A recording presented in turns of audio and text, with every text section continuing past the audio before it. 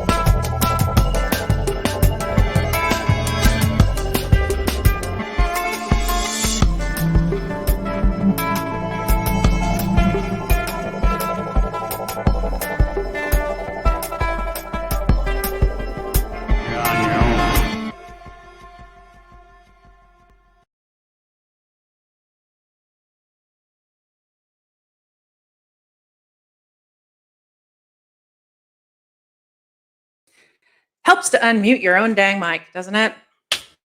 Thought you maybe had gone deaf for a second, but you didn't. Hi, everybody. Super good to see you. I'm so excited to be here. Jimmy, thank you so much for rating in. Oh my gosh, and with a big old group of people too. Really appreciate it, Guda. I can't believe you're not sleeping after your 30-hour stream, which we will discuss later briefly. But yeah, thank you guys so much for being here. I am super, well, let me just do the intro for people that don't know or have never seen the show before, especially some of you guys coming in with Jimmy might not have seen it before.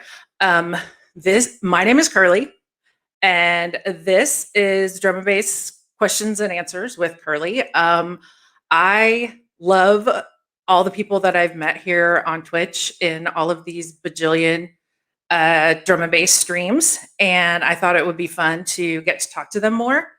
And what better way to do that than hold them captive for 2 hours by getting them on my stream? So that's what we do here. We just talk, ask cool questions. Well, I hope they're cool. Just try and learn more about folks. I ask questions that I'm interested in, and seems to be interesting other people too. So we're here to have fun. We're here to have a good time. See where it goes. No agenda. I'm not a journalist. I'm just here to have a good time, right? So I have to say that tonight's guest is really special to me. TheWesDub is a very not chronologically old, but have known for a long time old friend of mine. And I'm super excited to have him here tonight. He is not as rapidly addicted to Twitch as I am. So some of you guys have seen him around, I know, but certainly not to the extent that you have seen my dumb face around. And I'm super excited because I am seeing so many people in the chat that I haven't talked to in a long time, that I have also known for a very long time. And I'm really, really excited to have them here. And yeah, I'm excited to have all of you here too. This is so much fun. And thank you so much for watching this stream to the extent that people are still interested in actually coming on and talking to me. And it just makes me so happy that I get to do this. And this whole awesome little community on Twitch has been such a blessing for me in such a crazy year. And I guess it's cool to get a little sappy about that since this is the last show of 2020. But yeah, thank you guys. You're all amazing. I feel so lucky to know you, to have met you, to have found this place. You guys have been so welcoming and made me feel a part of things right from the beginning, which is really saying something considering what a loudmouth, weirdo, idiot I can be in chats. So thank you for that. And I'm super glad that you're here. BK, thank you so much for the subscription. Deeps, thank you so much for the subscription. Yeah, Underground Dance. I'm probably going to get emotional, but I don't know, maybe not. Wes will keep me laughing. He'll keep you laughing too. So I might not have a chance to get super emotional. So that's cool.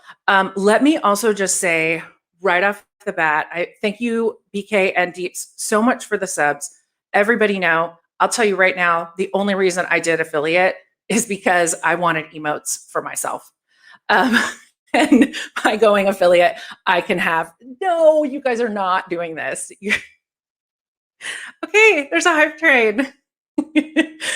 Y'all are amazing. Well, cool. Let's get this out of the way at the beginning. Oh my God. Yeah, so fast. So yeah, anyway, thank you everybody who subscribes and does bits and all of that. I don't use OBS because my computer is old and crap. It looks like am I freezing up on you guys? I don't know if that's just me or if that's y'all too. There's some things I can try and do to maybe change that. Okay, good. But yeah, nobody has to subscribe. If you do, that's amazing. And I don't use OBS. I use Stream Element or StreamYard because my computer will not run OBS. It's wonderful. I can do all kinds of things on it, but it does not work with OBS. So I don't get like pop-up alerts in my face when people sub or cheer or whatever. So I watch my activity feed on my stream manager, and so I might miss stuff. So just so you guys know, if I miss it, it's not because I don't appreciate it. It's just because I just don't see it, especially focused on the guests or trying to answer your questions in chat. Nina, it's so good to see you. I'm so glad you're here. Gausif, thank you for the sub. Jimmy, thank you for the sub. Charlie, oh my God. You guys are crazy. Anyway, before Gouda goes to sleep, because I can't believe he's awake, congratulations to him for the 30-hour stream he did for his 100th stream. First off, congratulations for doing 100 streams. That's amazing. But also, I don't know how you stayed up for 30 hours and did it. I'm glad you're here, Gouda. I'm really glad you're here. I love you. You're amazing. Yeah. Yeah, you guys are fantastic.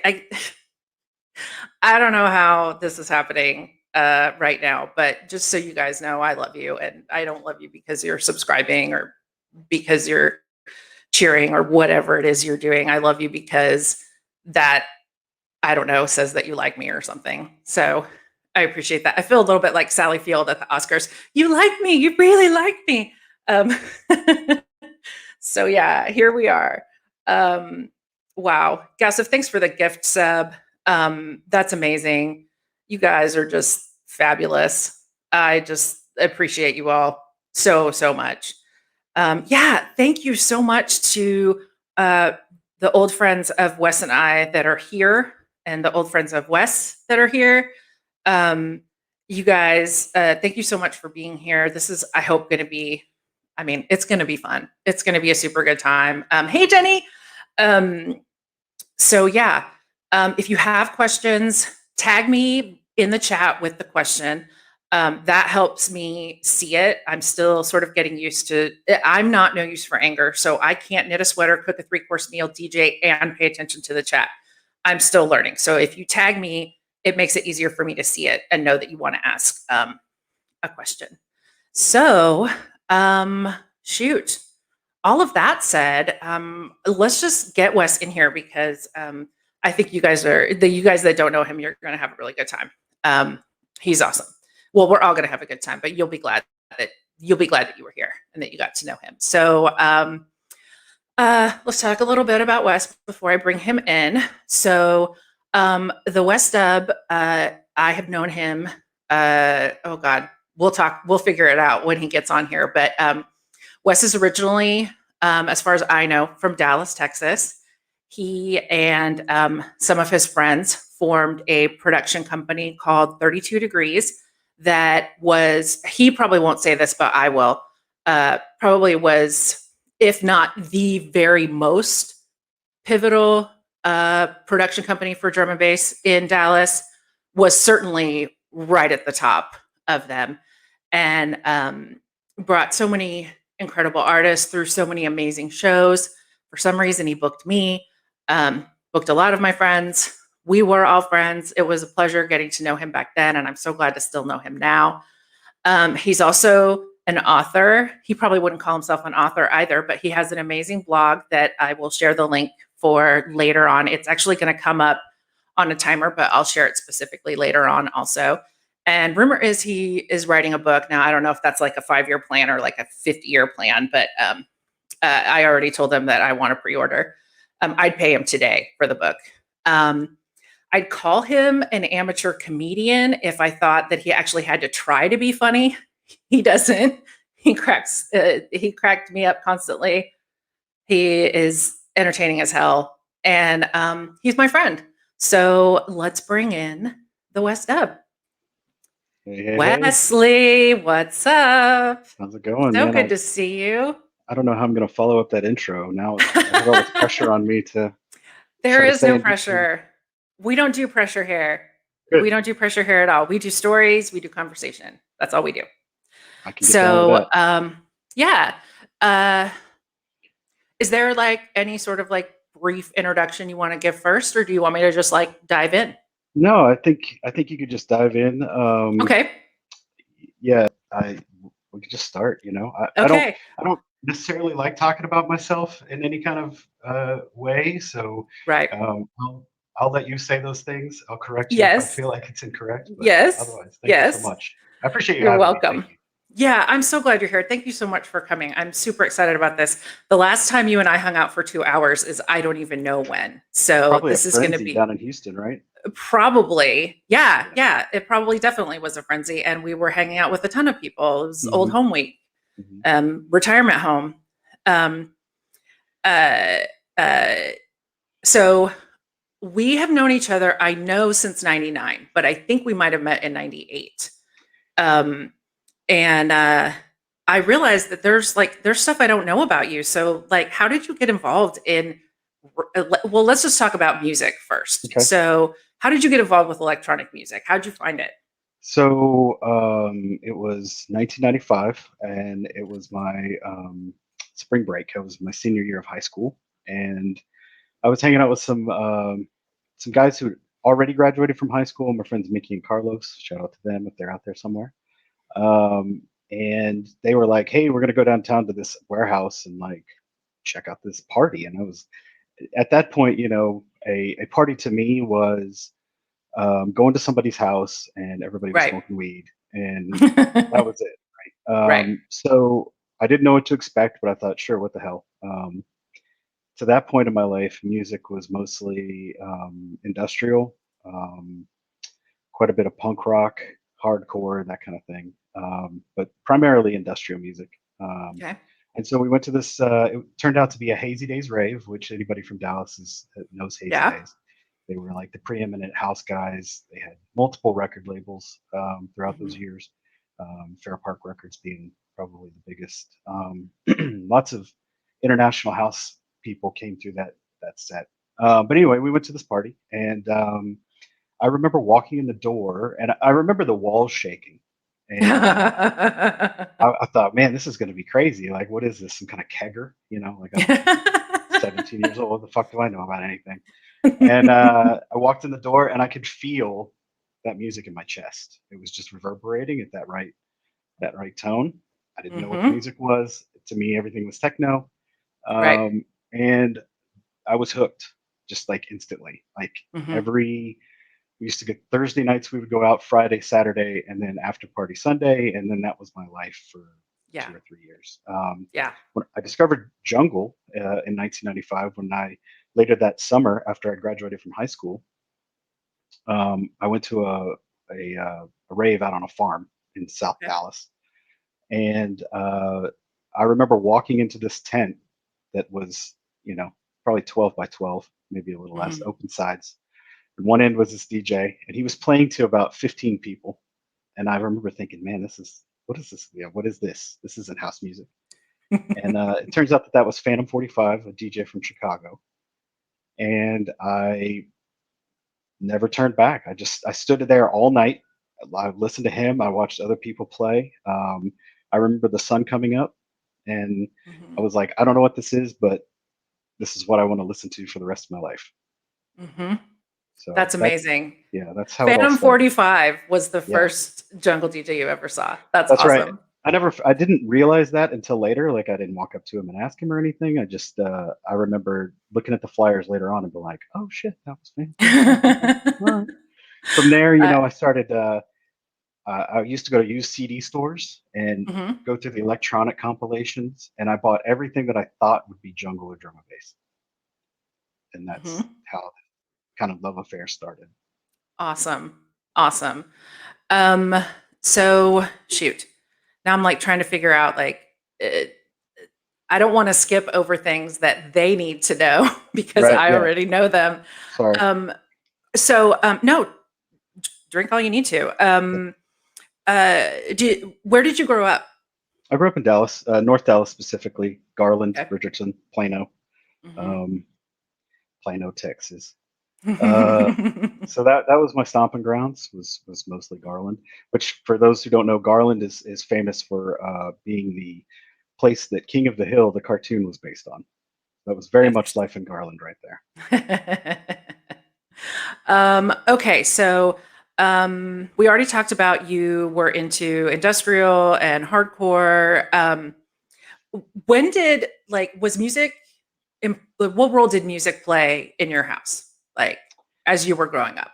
So when I was growing up, my mom primarily listened to classic country western. Um, you know, um, Willie Nelson, Johnny Cash, Merle Haggard, that kind of stuff with a smattering. Mhm. One of her favorite artists was Crystal Gale and Patsy Cline, so I listened to a lot of that. Yes. Yes. But she also had a penchant for classic soul and neo soul Okay. and stuff like that. Mhm. Probably the strangest thing she listened to was a lot of Billy Ocean, which is a weird one. Um, Get Out of My Dreams, Get Into My Car Yeah, was a big man. player in our house.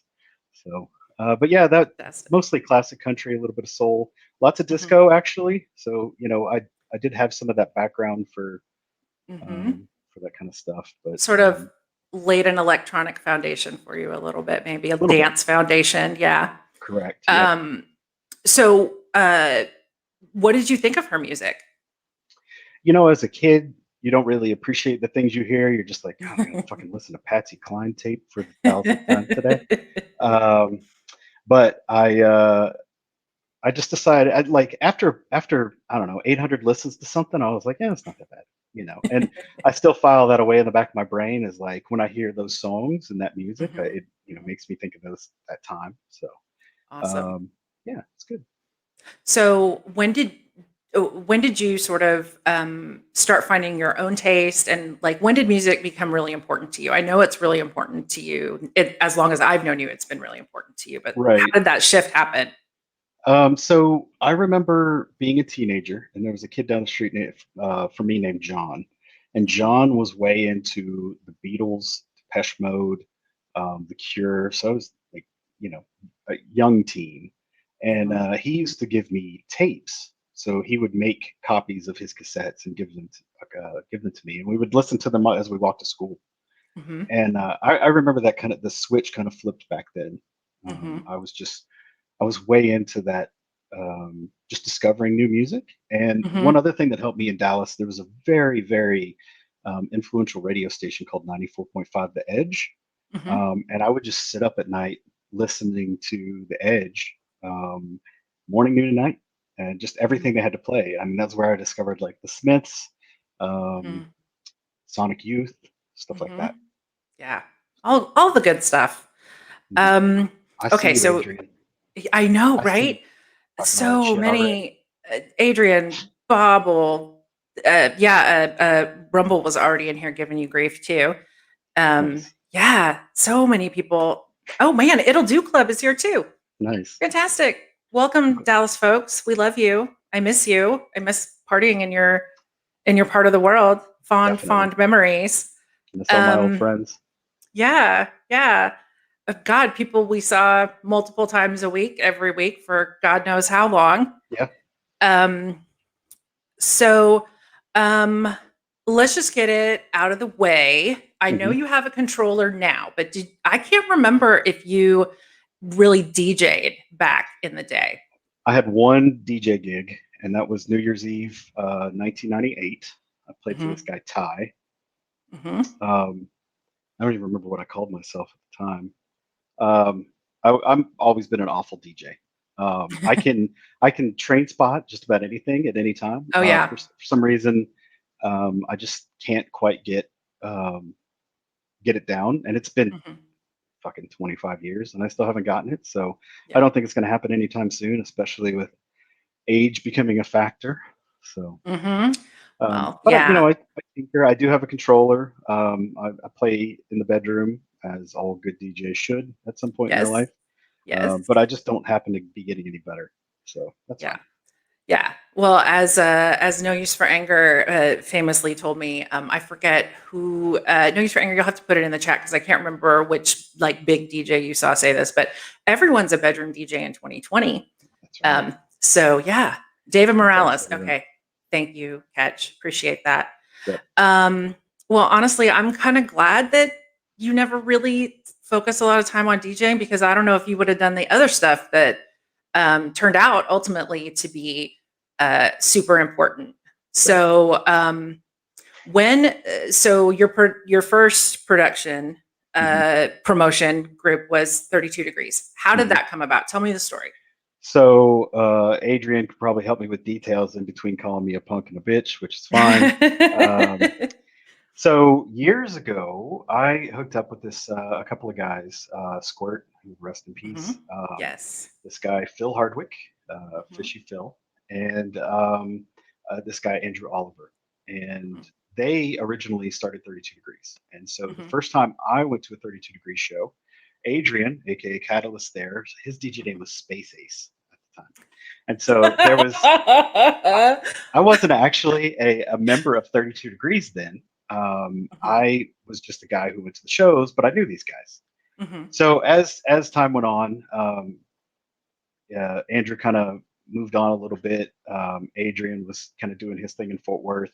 There were some other guys smattered around town, but I was way into jungle, and Mhm. me and a friend of mine, James Roberts, Mhm. decided like we asked Phil and the other guys, hey, can we restart 32 Degrees? Because Mhm. that first show that I went to was I think it was 1997, Mhm. maybe a little earlier. Excuse me, and I just decided that I was going to DIY it because I got sick Mhm. of going out and only hearing house and techno, and Right. mostly just house or breaks. If you went Right. to the Lizard Lounge or whatever, it was just breaks, Florida breaks, all Mhm. night, every night. And it was, yeah, thank you, Adrian. That was at Dread and Ivory was that first show, Yeah. which was in Deep Ellum. And Yeah. so James and I just kind of hatched this plan, and he wanted to throw parties. He had sound system, he had equipment, and he wanted to throw shows, and I was like, well, let's do it. So Mhm. we partnered with, God, I don't even remember who it was, but it was a show at the DMC, Mhm. and I remember these people we partnered with. The guy was like, hey, can you book the talent? And I was like, sure, like so I just started getting on the internet and trying to find out who I could book, Mhm. and I ended up putting the entire show together Mhm. in just a couple of weeks, and we got the flyers out, and I was like, man, I could do this full time. This is easy. Mhm. And so we did. We did a couple of shows at the DMC. We started running the jungle rooms for the bigger parties. And for Mhm. those who don't know, the DMC was the Dallas Music Complex. That was like our prime warehouse raving space for many Yeah. years. What did they Um, do when there weren't raves there? Was it like I can't remember. It was like a concert venue, like big concerts yeah, or like country and western, a lot of hip hop stuff. Mhm. You know, I do have to give a shout out because some of the guys, Zedon, Reggie Zeno, and Lance Yes, with Zedon yes. May Productions. Reggie rest in peace as Yes, well. they had a big impact on those early 32 Degrees days because I Mhm. kind of leaned on Reggie a little bit because he'd been doing it for so long. I was like, hey Right. man, how do I do this? How do I do that? And he was super helpful, and Lance too, Mhm. just super Yeah. great guys. And we definitely all miss Reggie. Yes. Yes. Reggie was, I mean, like Reggie was my introduction really to Dallas Mhm. raves. And Right. he's the first person I remember, like the first person I remember seeing jungle, the first party I remember seeing jungle at in Dallas. Hmm. So, props to him for that. We Right. we miss him, We but do. He was a good glad dude. we got to know him. Yes. Yeah. Um, so when was that event at the DMC that you did the bookings for? That was in 1998, and I can Okay. see the flyer in my head, but I can't remember what it was called or anything else. And Right. so James and I put it all together, and I remember just breaking down the venue and like, why don't we give these dudes half our money? This is ridiculous, like they didn't do shit. So we were like, well, how can we do this better? DMC was closing. There weren't very many venues around town, and James was like, I wonder if we could rent a warehouse and we could do something like that. And I was like, shit, where would we go rent a warehouse? At that time, parts of Dallas were super industrial. Mhm. And he knew some people who knew some people, and we just started going around town. Honestly, I was thinking about that as I was getting ready today, and it it was wild to me back then that you and James, as young as you guys were. I mean, how old were you when what 98?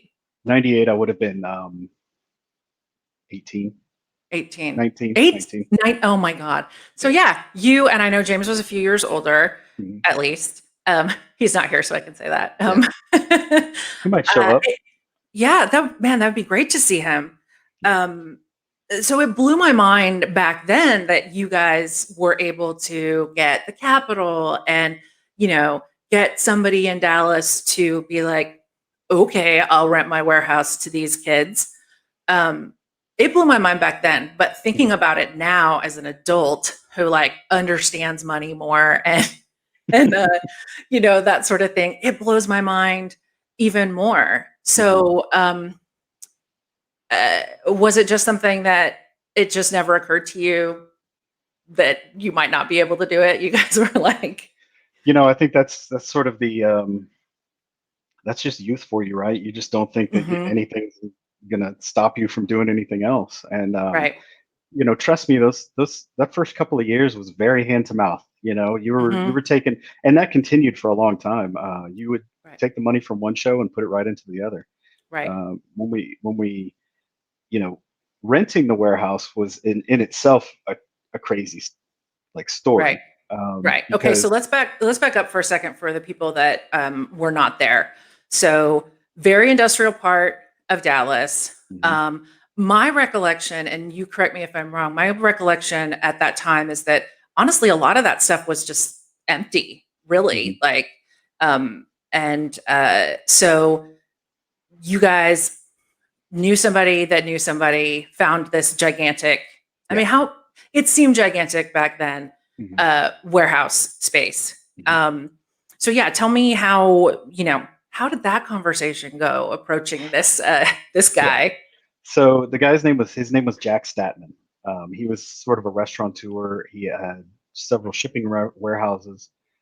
He used to the warehouse we ultimately ended up renting used to store Mardi Gras floats. That was his side business. They would make Mardi Gras floats and ship them down to New Orleans. Well, in between making them and stuff, he would put them in this warehouse, which used to be an old trucking warehouse. So there was big bay doors on either side. It would raise one, trucks would come in, they'd work on them, send them back out, and then there was like a Mhm. little office area. So down the street, Hazy Days used to use this renegade spot that we called the Dead Cat. And it was called Dead Cat because there was a giant dead cat painted on the walls. And it was basically a homeless encampment. But, you know, the, Sounds about right. yeah. Um, so we knew about the Dead Cat and we were just kind of like trolling through the area. Well, Jim knew a guy who knew Jack Statman. And Mhm. uh, Jack owned the entire block. So one end was the Okay. trucking warehouse that we ultimately rented, and at Mhm. the other end was like his flooring and tile business, like wholesale. And then the Dead Cat was just a few 100 feet catty corner to the warehouse. So anyway, we Mhm. got introduced to Jack Statman. We told him like, look, we want to basically make this into a nightclub, and we Mhm. fed him whatever load of shit that a 24-year-old and a 19 or 20-year-old can feed to a grown ass man with multiple businesses. But he signed the lease and he let us do it. Mhm. And so that's kind of how it started. It started with the Dead Cat and then became. What was your like length of commitment on the lease, the first lease that you guys signed? It was a 1-year lease, Okay. um, with there were escalators in it based upon. I don't remember specifically what the escalators are, but we'll get to the first show we threw there and how Yeah. that all turned out in a Yeah. minute. But yeah, he signed the lease and he was super excited, and I was like, man, do you fucking have any idea what we're getting you into? Um, like, Oh, he probably would soon enough, right? yeah, he would, he We'll would, get to that too. yeah. So yeah, and we just started working in the warehouse. Mostly it was James and I. Mhm, I was working part time as IT tech support for Hewlett Packard, and mhm. you know when I get off work, I would drive downtown and meet James. He had an AV business, so he would do audio video installations with like Best Buy and shit, Right. and so I would help him do that periodically. Um, yeah, so anytime, any free time we had, we worked down there. Mhm, mhm. So yeah, let's talk about the first show. How long after you signed the lease were you guys able to do the first show? It was probably about 4 months before we were really ready. Mhm. So we had this happened to us a couple of times, but the very first show was oh shit, I think it was Tech Hitch and Decoder, or maybe just Tech Hitch. Was that the New Year's Eve one No, no, no. New or Year's Eve before was that? months and months later. Yeah. Yes. So Okay. Okay. it was. I believe it was just after January or March, maybe. No, Mhm. It may have been Ed Rush and Optical or Technical Itch. I don't Mhm. remember which one came first. I just remember the night. Mhm. And we got so many people. Like people were dying to listen to drum and bass, and we had a line Mhm. wrapped around the building, and it was Mhm. fantastic. We couldn't figure out why our air conditioners didn't work. So, and it's Texas, and it's probably 115 degrees inside. For those of you who understand Celsius, that's about 43 to 45 degrees. Mhm. But yeah, it was about 115 degrees in there, and the air was thick, thick, thick. Mhm. Um, and thank you, Adrian. It was Tech Itch. Yeah. And we had a huge fucking sound system set up at one end of the warehouse. We had it was very narrow, not narrow. It's probably 40 feet wide and about 200 feet uh, across. So we just set up at one end and Mhm. started. And we had one Mhm. very, very small room in the back. Yep. I remember Yeah, that room. yeah. Did you And guys have the stage yet at the beginning? no, we didn't have the stage at the beginning. It was all on the floor with Mhm. sort of an open back. So you would have tons of people out in front of the DJ, and then about 40 people who could hang out behind him at any one time. So Right. yeah, Right. Do there's you there's remember what you I'm sorry, go ahead. no. You go ahead. Do you remember what you charged for that first show? Like what the door was? I think it was $15, which was pretty Yeah. steep in 1999. Yeah. Yeah. Okay. So let's talk about sort of what the state of of the jungle scene was in Dallas at that time when you guys threw that party. Right. There wasn't much of one. There might be little one-offs here or there. I think Adrian, correct me if I'm wrong again, but I think you were doing something in Fort Worth. I think somebody was doing something in Arlington, DG number 9 maybe. But they didn't get a lot of attendance, and it was quite a ways out there. This is fucking Mm-hmm. before Uber. So if you were going out there, it Right. was a commitment. Right. So, Right. and for those of you who don't So, know, Arlington is between Dallas and Fort Worth in the mid cities. mhm. So Yeah, and let's like back up too for Americans will get it, but if anybody is here from the UK, so Texas especially is very our large cities are very spread out. They're very um, wide, just miles wide. Houston is gigantic from end to end as far as city limits. Dallas is gigantic from end to end, but Dallas also has a ton of bedroom communities, smaller cities, etc. You would never know that you were going from like Dallas into, Grapevine or Flower Mound or, well, Flower Mound you might know. mhm. But so yeah, if you could very easily be in the same county and be like 45 minutes to Mhm. you know to where you needed to go.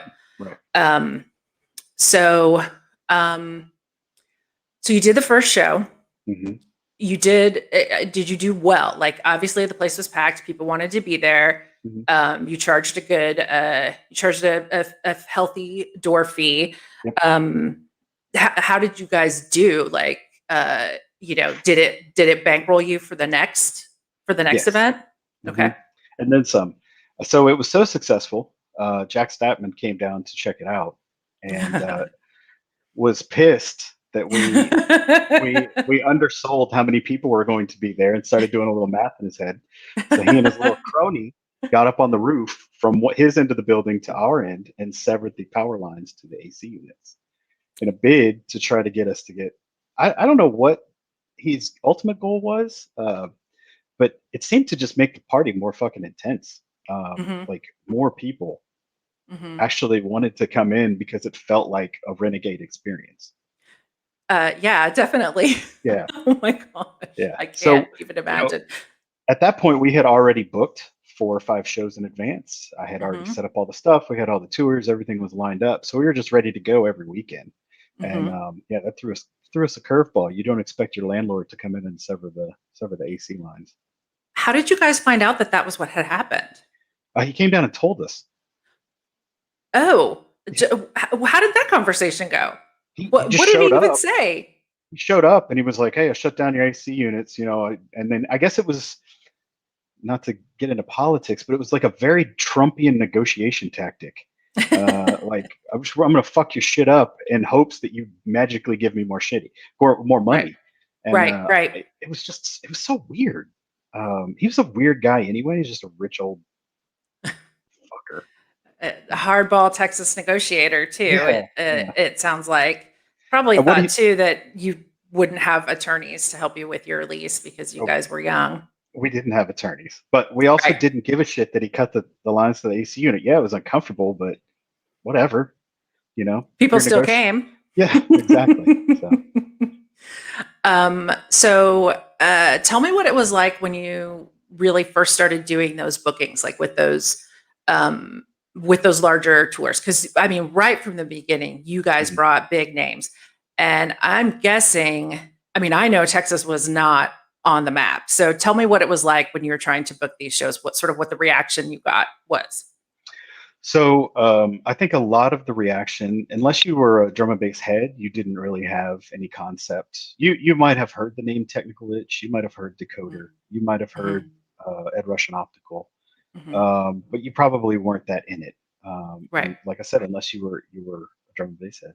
And Mhm. so I just told James initially, like, I don't really even give a fuck if nobody's heard of anybody. We're just gonna do these Right. parties and see what happens. Right. And so the booking came about. I initially, for that very first show I booked, I started just searching on the internet for different DJs and trying to find uh, information on how to book them. And I got Mhm. hooked up with an agency out of New York called AM Only, which I Mhm. think is defunct now.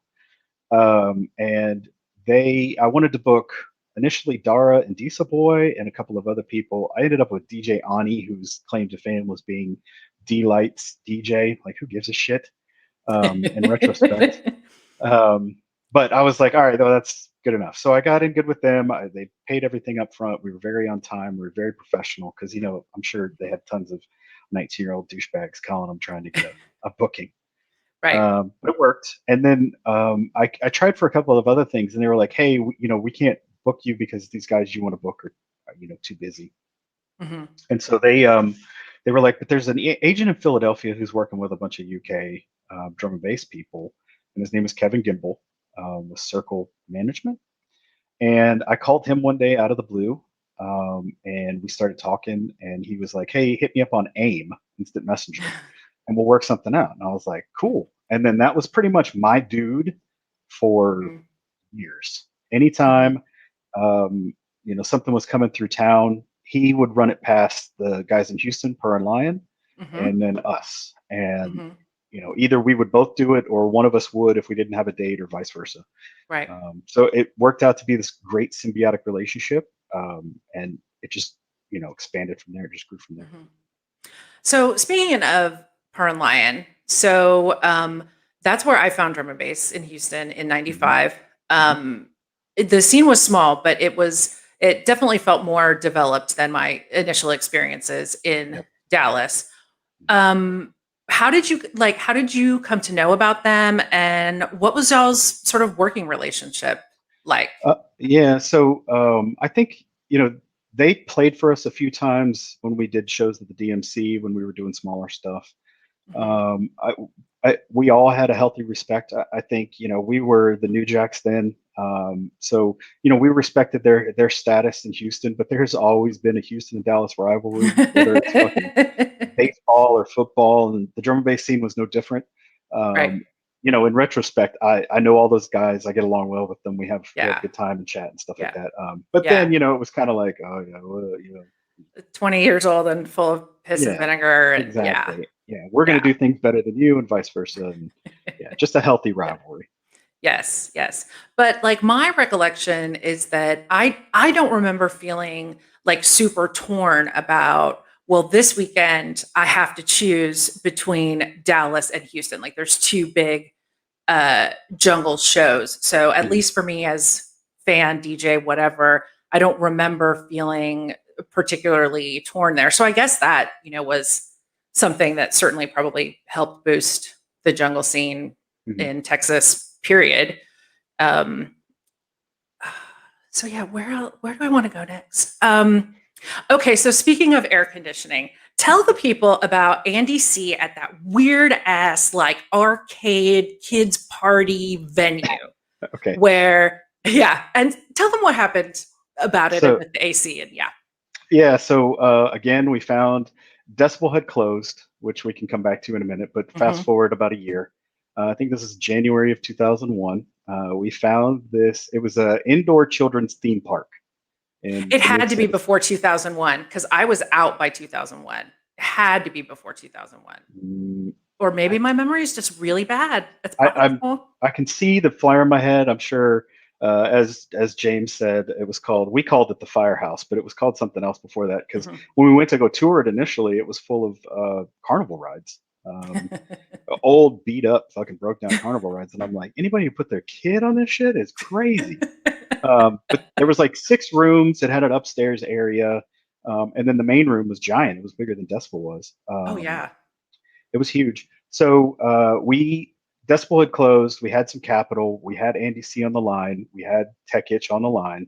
We were going to throw. I called it my magnum opus because I had been trying to get Andy C in Dallas forever, and I couldn't do it. And finally, I got it. Him and GQ. And so we were like, all right, it's going to be a big one. At the time, the movie, God, what the fuck was the name of that movie?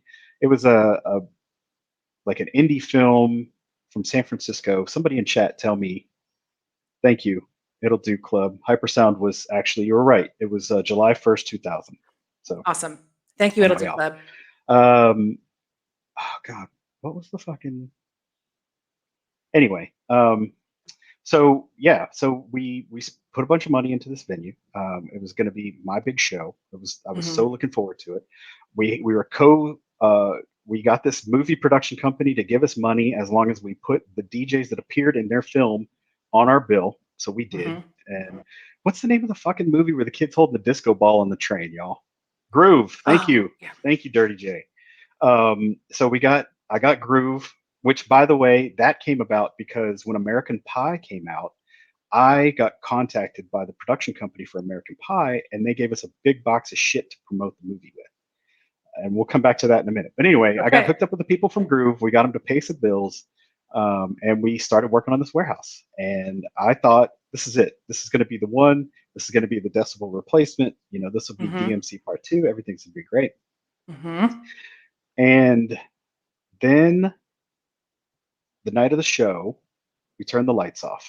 Turn the lights on or the lasers and shit on, and it just gets hotter and hotter and hotter. It was so hot, it was raining inside the venue, because there were so many people packed in there. And that was a carpeted venue, if I remember correctly, right? Like that industrial carpet. Parts of it were, but parts of it were like pea gravel cemented together, like people put in their driveways. Right. Yeah. Yeah, and the condensation grew so much, people were so sweaty that it all rose into the air and started raining inside the venue. So we found out later when we were James and I think Dirty J were running around trying to figure out what the fuck was going on, and they turned the lights on for a second and the AC units clicked on. So apparently the guy we had hired to get the AC units up and running had tied them into the light switches. So when we turned off the lights, the AC went off. Now, that show turned out to be badass until the end of the night when the fire marshal was like, this is fucking crazy. All of y'all need to go home. And I think my memory might be a little off here, but the fire marshal did take a swing at James, rather. Oh my God. Yeah, okay, it was very, very intense.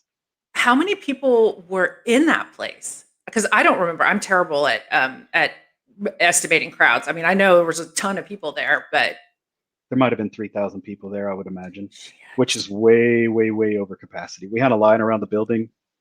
It was wild. Yeah. Oh God. Yeah.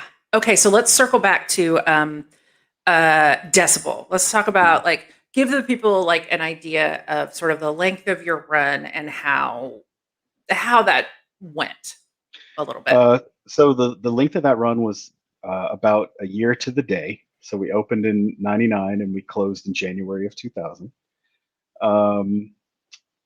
And I felt like we did something every weekend for that entire year. So and we probably did multiple shows, multiple weekends, and probably some during the week that I don't remember or weren't memorable at all. And we also rented it out to people like Zeden, Reggie, and some of the trance guys in town, Moon Magnet, and some other people. Mhm. So yeah, we were busy. So it was an incredible year. And then Mhm. right before January 1999, or I'm sorry, December 1999, we had rented out the space next door, which was connected with a single doorway, which was a Mhm. mechanic shop. Mhm. And so we had Decibel going on the left, and then on the right side we had the mechanic shop, and like they left a bunch of fucking cars in the back. So we had a little outdoor area. We thought, man, that we're made in the shade. We can fit thousands of people in here. Mhm. Place is popular. It was fantastic. Mhm.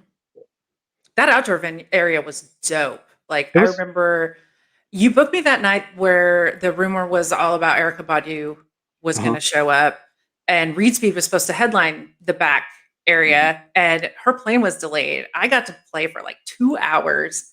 Thank God Yeah. I brought a ton of records with me. It Yeah. That honestly was, like, one of my best experiences as a DJ. It was so fun. Yeah. Everybody was so there, just they were there ready to have a good time. Like, Hmm. as Yeah. opposed to some places where, I mean, we've all been there where it's like everybody's like, "Meh," and they're looking for Hmm. reasons to not enjoy themselves. Right.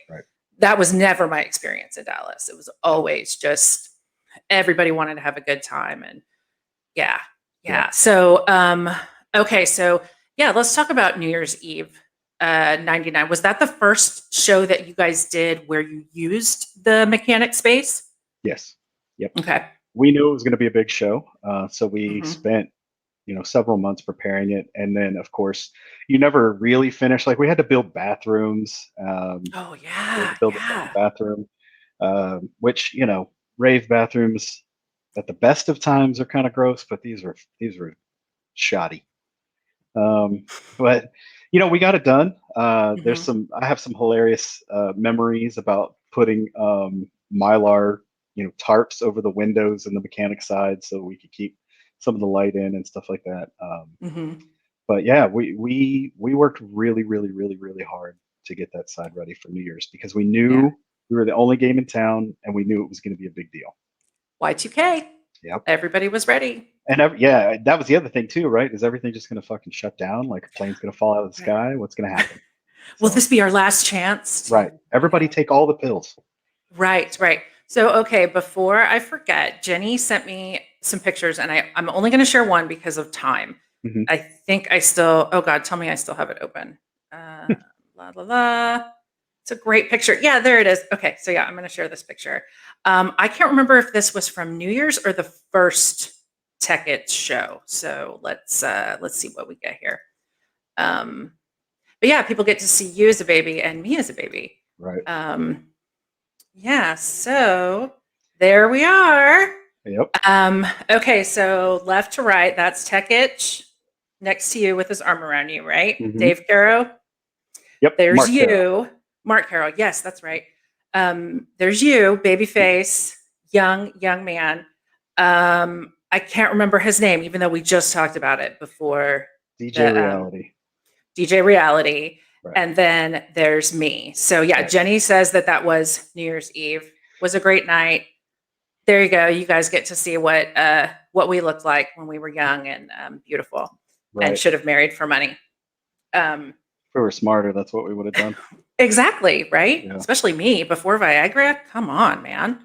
Like that would have been super smart. So, okay, so you threw the New Year's show. I remember it being very big. Hmm. Uh, um, 2 stages, or did you do 3? Two. We had Yep. the old side was more or less the main. Well, I know we kind of alternated. I remember we had we had like a trance guy on at midnight on one side, and then Tech Itch at midnight on the other. I don't really remember which was which. Hmm. Yeah, it was there were so many people. There's a picture of me holding a drinking straight out of a champagne bottle and carrying around a bag of cash because we made we made so much money that night that we had to like put piles of 20s all the way across the room in the back room. And we were like trying to keep people out of the room because we had it the way we had it stacked up. They would have knocked it all over and we had to fucking start Hmm. again. And everybody was blotto and it was nuts. it was a fantastic time. One of the best Mhm. parties ever. There's actually Yeah. video of that parts of that night that still Mhm. exists. Mhm. Have a copy of that video laying around here somewhere that nobody Yeah. will ever see. Did you record that one? I did not. When did you So, start doing the recordings? Yeah, let's talk about that. Wes has all a right, ton of recordings. We're gonna his just real quick, I'm gonna put his your blog up, Wes. right. So shadowboxing.org, Wes's blog. I know Adrian also writes stuff for it. I can't Mhm. remember who all else does it. Nina does Um, too periodically. yep. You know, it's a little dormant right now. I kind of only Mhm. 2020 has been a real bitch, and I've lost Yeah. some of my will to write things down. But Mhm. when the mood strikes me, I'll just go hammer something out Mhm. if I hear Yeah. something. So yeah, I mean, if you're curious at all about what somebody else's rave scene was like, what their experience was like, there's tons of good stuff there. But also, if you like music, there is a ton of live recorded sets from names you will know and Hmm. recognize from back in the day. So yeah, let's Yeah. talk about how you got into doing the recordings. So I knew I wanted to record the show, so we had a DAT machine plugged into the first Decibel sound system, and so we recorded a bunch of DATs then. Um, Mhm. but later on, I found this thing by Creative Labs called a Nomad, and it was sort of a precursor to the iPod, Mhm. but it had an audio input in it. So as long as I had a quarter inch out from wherever I was, I could plug that Mhm. in and record, um, wave files of whatever it was. So I would just go and plug it in at whatever show, just make friends with the sound guy, and we would rip shows that way. And so that's Nice. how I still have a ton of that stuff. Yeah, Nice. Very nice. yeah. Okay, so let's get back to sort of the run at Decibel, and you had 99, you had that massive show. Where did it go from there in 2000? All right. So we'll back up to Christmas night, uh, 1999. Okay. So a couple months before, we were needing to fill in days of the week. Mhm. Costs were getting crazy, so we hooked up with these Asian promoters. And Mhm. for those that don't know, there is a whole separate dance music scene that involves different Asian races.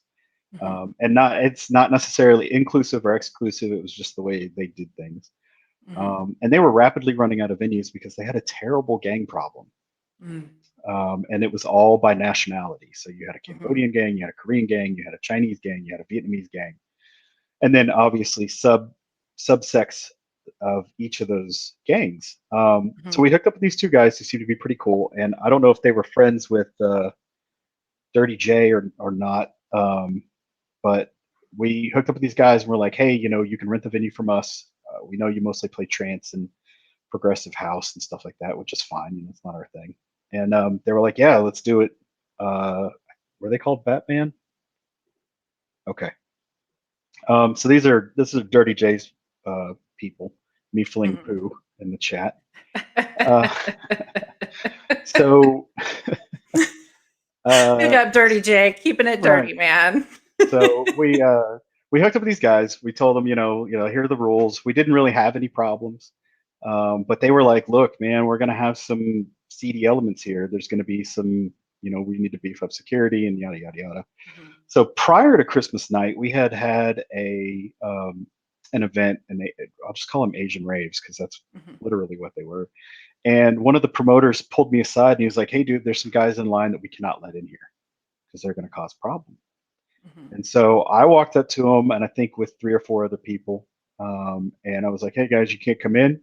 Need to ask you to leave." We had our off-duty police officers there too. Mhm. And all I remember about the situation was be like, "Hey, can you guys go ahead and step out of line? We don't need you here." And I just remember this fist coming over this guy's shoulder and hitting me right in the nose. And I was like, "What the fuck?" And then all hell broke loose. We had a brawl in the street. My buddy Landon's brother worked security for us. He had two guys up by their necks and he was body slamming them. It was a wild scene. Well, that ended that party, Mhm. and I was like, man, do we need to do this anymore? James and I were like going back and forth about it, Mhm. and When you say you guys were going back and forth about do we need to do this anymore, were you Right. specifically referring to like the working with the Asian raves, or were you just talking like in general, shows in general? So we were I was concerned about the Asian raves. Mhm. We got all kinds of, we would pat people down as they came in the door. People were bringing screwdrivers, box cutters, all kinds of crazy shit. And I'm like, what is this? This is fucking wild. Um, and so we kind of were like, James wanted to keep going because he knew that we probably needed the money. And I was Mhm. like, man, I think this is a bad idea. We're cruising for trouble. We're gonna start getting a rep, and people aren't gonna want to come. I remember getting Right. emails at that time from people like, I don't feel safe coming to your venue, blah blah blah. And I was like, I mean, I Oof. kind of get it, but there's nothing I can do Right. about it. Right. So Christmas night, 1999, we had a party, an Asian rave, Mhm. and we were expecting a pretty big crowd. And Mhm. so I wrote about this on the blog. If anybody wants the link, I'll be happy to provide it to you later. But basically, what happened was is that two Asian gangs, and I think it was a Cambodian gang and a Vietnamese gang. And again, Dirty J in the chat can probably correct me if I get any of these details wrong. Mhm. But they got into it at another party, at another club down in Deep Ellum, which is the party district of Dallas.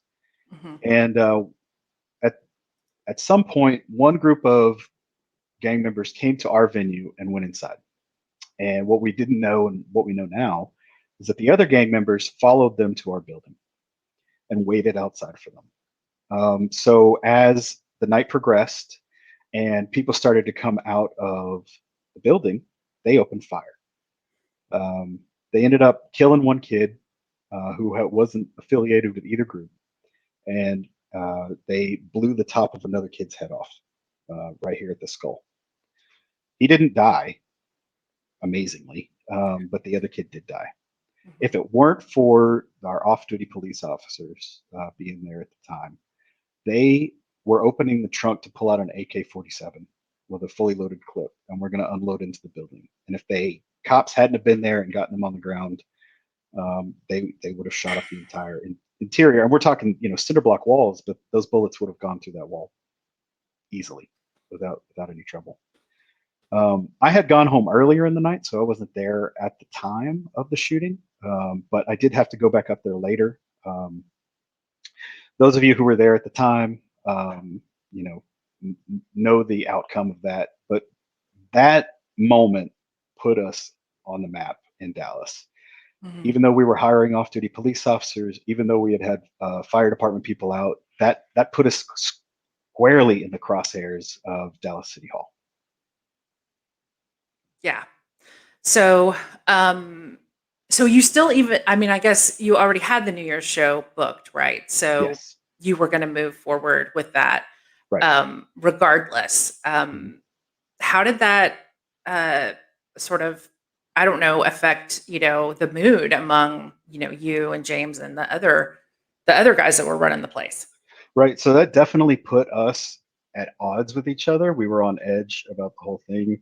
There was some concern about how New Year's Eve would go, if people were going to be out looking for revenge and that kind of shit. Anytime Mhm. you're dealing with um, you know gangs, it's just unpredictable. You just don't know what's going to happen. Mhm. Mhm. And but thankfully, that the New Year's Eve show went off without a hitch. I don't recall any trouble that night. Everybody was there to have a good time. Even um, you know I think it's the Asian promoters that we worked with at the time, they came and they had some people with them, and everybody had a Mhm. good time. There was no Yeah. issues. Yeah. But Awesome. but it did, the target was on us, and we didn't know it, but time was counting down. Yes. So, Um, that's going to lead me into my next question. Mhm. But before we do that, Rumble wanted to talk about the end of Decibel and the shootouts, but then he also mentioned the West Stubblefield driver's license fake. So, Oh yeah. yeah, what was that about?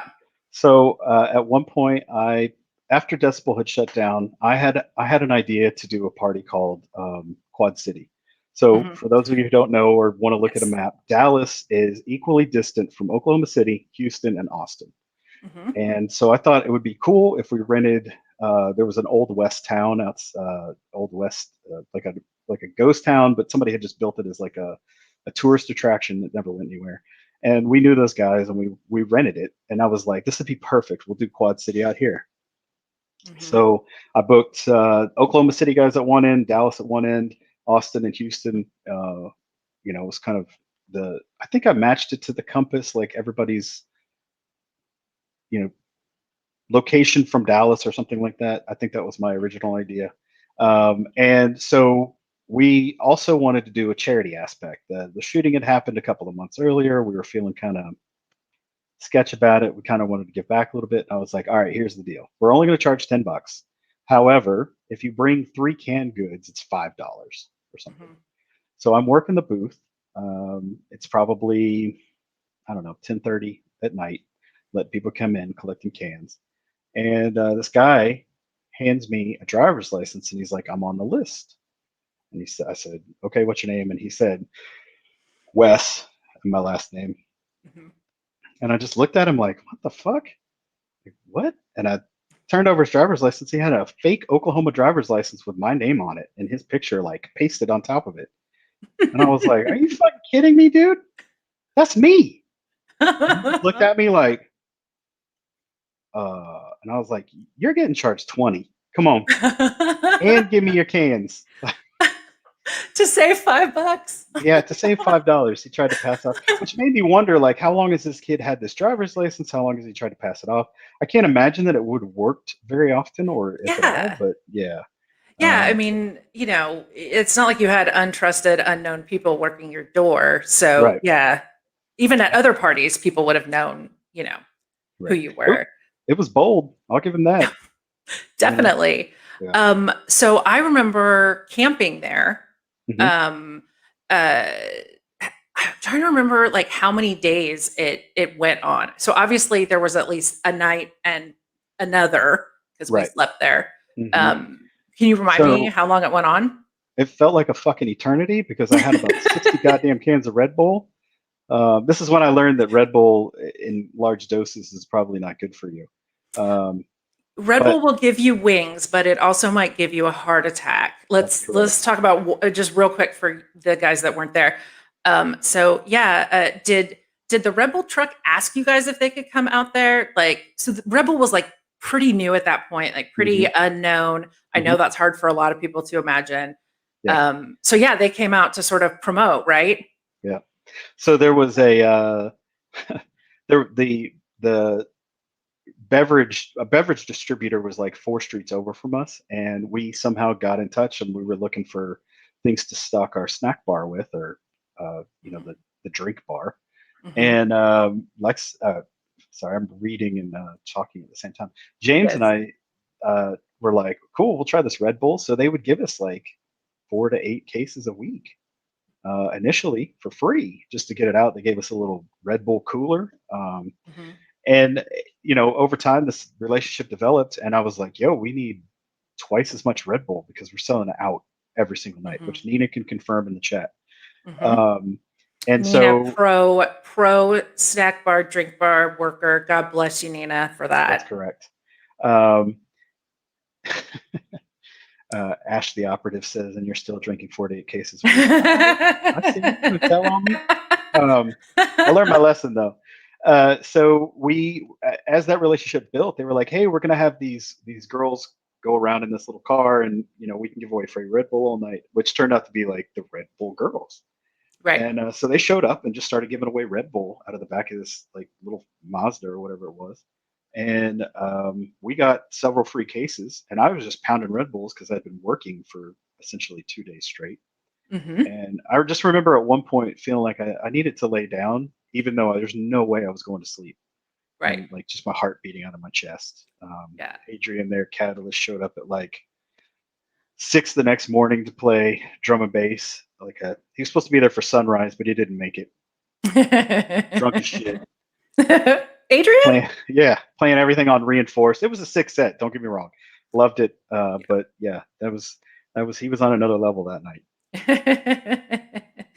I'm trying to figure out. Like Adrian mentioned that the car was cool as hell. It absolutely was. It almost looked like if a Mini Cooper was a truck. Yes. So like same size. I'm Mhm. trying to figure out, where did all that Red Bull keep coming from? Like, that truck was so tiny. It was like a clown car of Red Bull. But instead of clowns coming out, it was just Red Bull cans coming out I, endlessly. I honestly don't remember. I want to say that we had a delivery earlier in the day, and that they were just restocking off out of the back of that car. Because I remember Right. drinking so many warm Red Bulls, it was crazy. Yes. Yes. Okay, there was another something in here. Um, oh There, shoot. Now there I'm was now one. I'm lost because I love all you guys and you keep making me happy with all your stuff.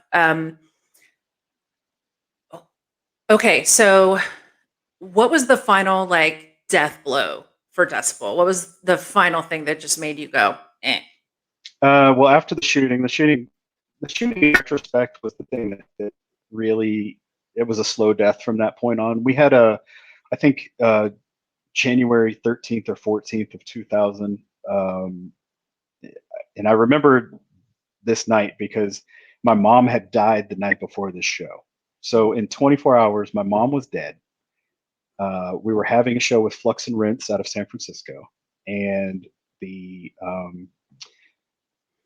fire marshal came in and just shut us down. Said we didn't have enough fire alarms, and I think actually Dirty J, me fleeing poo in the chat, got a ticket, and I don't remember how much the ticket was, but he got the ticket for failure to comply with fire code or whatever, and that was it. Mm-hmm. Mm-hmm. We couldn't use the indoors of Decibel anymore. We still had tons of shows booked, Oh and man. we were scrambling to try to figure out where we could do these shows. Mm-hmm. Okay, so you 1,500 guys, bucks. That's what Dirty J got fined. I, damn. when they were writing the ticket, I remember just walking away from that group of people, and I think James walked the other direction, and so Jason had to take the fine. Later, dude. Thanks. Yeah. Um, okay, so you are it's just after Christmas. Let's just say it's new. It's the new year, Hmm. 2000. You are infamously on the map for the Christmas shooting. Hmm. Um, and people start really paying attention. Um, I seem to remember right around that time there were, like, certainly in Houston, I'm sure in Dallas, this lovely, sensational remote control clickbait before there was like internet clickbait, Hmm. exposés about raves and all of Hmm. that. So tell the people what happened as far as the limitations that the city put on uh, uh, rave promoters, party promoters. I don't want to give too So much of it away. right. So a couple of years before that, so the exposés and the evening news stuff started in the late 90s, and you would Mhm. see Channel 4 was talking about where are your children going at night, are they going to these electronic dance music parties and taking Mhm. drugs and yada yada. So I was like, man, that sounds fucking fantastic. How do I go to these parties? That's what Right. I would think if I didn't know about them. So I was I remember those exposés. They kind of died off for a little bit, but then the federal crack house law was passed, and the crack house law was an attempt by the government to make landlords and facilitators of either events or parties liable for any drugs found in a venue. And Mhm. originally, it was read so that crack houses and people who owned them could be prosecuted for allowing a crack house to exist. Mhm. Obviously, that expanded. Right. So in New Orleans, there was a promoter by the name of Donnie Espinal, and I may be getting his name a little mixed up, last Mhm. name, but he went by Disco Donnie, and he had a venue called the State Palace Theater in New Orleans, which Mhm. was world famous for its raves. It's just Mhm. fantastic parties. People would drive. I drove the 8 or 9 hours to go to these parties Mhm. periodically. Well, he was ultimately arrested for a crack house law violation, and Mhm. they tried to convict him in federal court. I don't recall the outcome of that. As Jenny says, there's a documentary on it. He was a good guy. He was nice. He was always cool to us, and vice versa. Mhm. Um, so fast forward, Decibel is closed. They didn't use any of that law to prosecute us or anything like that. They just used good old city Fire code to code. get you. Mhm. Yeah. which is, all fuss, no muss, or all, Mhm. you know what I'm trying to say. Yeah. Super So easy for them. super easy. They didn't have to call in the feds or any of that stuff. No So, probable cause, arrest warrants, nothing like right. that. So at this point, 32 Degrees had pretty much collapsed. I was now collaborating with Adrian Catalyst, Crisco, Obey, Rumble in the chat was with us, and our mutual friend Todd, and we started up as covert operations. And our goal was to just, again, keep throwing smaller drum and bass parties. This time we would move to the clubs because I didn't really want to fucking deal with trying to manage my own venue again. Right. So we had some shows booked and we had conflict booked. Mhm. And there was another little rave warehouse that had opened up off of Royal Lane in Dallas, which is the north side of Dallas near 635. If anybody cares to look that up. Yeah, as me fling poo says, if we had only had a fire alarm system. So I rented this venue from this guy, and we were going to do the conflict show. It was a small place, probably maybe 250 people, but that was more than enough for us that night. And I collected. I believe Bill was running the door that night, and I collected the money from him, Bill Rumble. Mhm. And I collected the money from him, and I went to go pick up conflict. And they weren't quite ready, and they needed like an hour or whatever. So I kind of drove around for a minute, and I had all this cash on me, and I was like, well, I can't leave this cash in the car. For all its charm, parts of Dallas are relatively unsafe. You don't want to be driving Yeah. around with a bunch of cash in your car. Mhm. So I went back to the venue for a few minutes, and I was just going to chill. I had just pulled up into the parking lot and was about to get out of the car, and I was just remember all these black ninjas running past me, and all hell broke loose. There was probably 60 cops there. People who were in the venue at the time are in the chat right now and can give a better recollection of it than I can.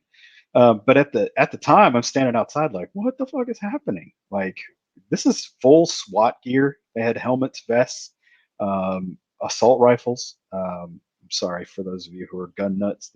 You know, but they meant business. And they pulled me out of my car and they pulled a bunch of cash out of my pocket rather, and How put did me they over know my. to pull how did they know to pull you out of your car? Were they just pulling anybody who was on the I, property? I think that was ultimately the goal, and then they found a bunch of cash on me, and we're like, "Oh Mhm. shit, this is it. This is the guy."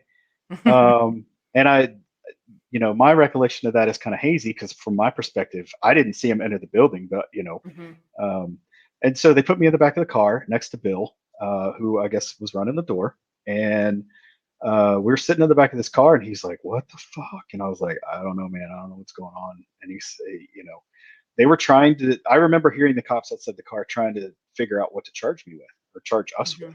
Mhm. Um, and after a few minutes go by, they let Bill go. I don't know, Bill, if I ultimately was like, yeah, this is my show, or what the deal was. But I remember they let you go, and they pulled me out of the car, and they started counting my money, and it was $4,401. Which that picture that property receipt is on my Instagram if anybody wants to see it. And they were just kind of It looking me up and down, like, what are we going to do with this dude? And I felt like they wanted to charge me with drug offenses right. because they searched everyone in that venue looking for anything. Mhm. They didn't find anything, um, and they ultimately charged me with operating an illegal dance hall and took me to Lou Sterrett Jail in downtown Dallas. Me and like five other kids from this party. And I just remember sitting in the holding tank, like waiting to go upstairs, and just being like, "What the fuck? Who gets charged with operating an illegal dance hall?" Which, by the way, is the equivalent of a speeding ticket. It's a class 3 misdemeanor, right? Which is a speeding ticket. And you were in Like, jail. and I was sitting in jail, and like, what the fuck is happening to me? Uh, yeah, York was in there too. I remember he pulled we were sitting in the holding tank, and I looked over, and Jay was standing in front of me, and he later became one of our promoters as a good kid. Um, but he pulled a glow stick out of his pocket, and I said, "You better put that right back in your fucking pocket, or I'm going to knock you out. I don't want to see Mhm. anything related to any kind of party, rave. Don't even talk to me about any of that." So I sat in jail for 16 hours, all through Sunday. Uh, the uh, the judge, I had to go down for an arraignment, and they were looking at the charges. And I remember the guy sitting next to me was like in for assault and battery, assault with a deadly weapon. And I'm like, what the fuck? They came to me and I stood up and they said, charge is operating an illegal dance hall. And the judge was like, what the hell are you doing here? And I was like, I really don't know. He was like, how do you Yeah. plead? And I was like, not guilty. He was like, okay, you're free to go. And so fast forward a couple of months when I finally went to trial for the charge. The judge in that case, obviously no cops from that night showed up. The judge from that case was like, dismissed. This is stupid. Why are you making this person go through this? And so I was like, hey, that's great. I got let off, right? And so my lawyer went to the ADA, the assistant district attorney, and was like, well, what about his $4,401? And the ADA was like, if you try to get that money back, I'll bring the charges again. And I was like, what the fuck, dude? Like, I just want, we had outstanding bills, we had, I think Crisco had to pay conflict out of his mom's bank account or some shit. It was crazy. And I just remember standing there in disbelief that I couldn't get this money back. You found me not guilty, you dismissed the charges, and now you're going to bring him again over $4,400, Right. Like for you, it was a lot of money, but for the entire freaking city of Dallas, wow. Okay. Yeah. So this, just to lighten the mood a little bit, and I'll preface this by saying Adrian actually is a good friend, but this comment would not let you believe that. Well, Wes is in jail. Adrian's out there whining and dining the talent. Yeah, whining and dining them at Denny's, right? Yeah. He didn't have the $4,400, so he had to take him to Denny's. Yeah, I hope you had to pay that bill, dick. What you get. Yeah. Okay. Yeah, so ultimately we rescheduled that show for a few months later. We moved to a venue called Trees, which was such a saving grace and one of the best venues in all of Dallas for all time. Fight me if anybody says I remember otherwise. Trees. Trees was fun. Yeah, it was sick. It was great sized venue, fantastic sound system. The first night we went in there, I was like, Todd and I were trying to figure out what track we wanted to play to test out the system, and we chose J Magic, Your Sound as the first tune we dropped in there, and it was earth shattering. So we booked Conflict again. Everything worked out in the end. Never got the $4,401 back. It's somewhere in Dallas property, probably earning fucking 24% interest or some shit. And oh yeah, I'm sure it's in Dallas property. Yeah. I'm sure that's where it is. Yeah, absolutely. Right. Yeah. Okay, so I have to ask you this question. I was trying to avoid it, but everyone keeps asking me. So let's talk about Fierce going off on the sound man, DJ Fierce. Okay, so it actually wasn't a sound man. It was so we had booked Trace and Fierce to play, I don't know, it was some country and western bar that we managed to play. But before they could get on, the police had convinced the owner to cancel the party. So we were scrambling looking for some place to do this party. And there was a after hours event at a dance studio. I don't know, does anybody remember what the dance studio was called? Not that it matters. But we got there and Trace played for 30 minutes and Fierce went on. And this is an after hours event with a bunch of people who are fucking coked out of their minds and doing all kinds of drugs. And we're trying to play Virus and Decipher and Bad Company tunes. And, they were relatively cool with it. But I think on Fierce's second or third tune, the needle broke because this guy walked up to the deck and picked up the needle and then dropped it back on the record. And man, Fierce lost his shit and grabbed this dude by the scruff of his shirt and was like, whatever. And it took a few minutes to calm him down. I left right after that because I had to go find another needle. But by the time I got back, because at that point, Fierce was just playing dub plates on one turntable. And so he would play a song, stop it, put the next one on and play it. Full radio DJ. Yeah, and absolutely. Crispy is right. Fierce had been up for 5 days probably. Well, yeah, I mean, I made a comment somewhere in somebody's chat. I think it was actually in El Hornets chat, and like I'll just publicly go on record. Like I made a comment about Groove Rider being a dick when I met him, and somebody said, and they were absolutely right, that like when these guys come over on US tours, or at least when they did back then, it was like non freaking stop. Yeah. They were trying to cram as many shows as they could into as tight a time frame as possible. And so, yeah, oftentimes they didn't even know where they were, let Oh, alone yeah. had slept or, anything like that. So, yeah, short fuse, totally understandable. But also, any DJ would have been pissed about that. Yeah. No, he had every right to be pissed. I don't remember if this guy was affiliated with the dance studio or what that we were doing this party in.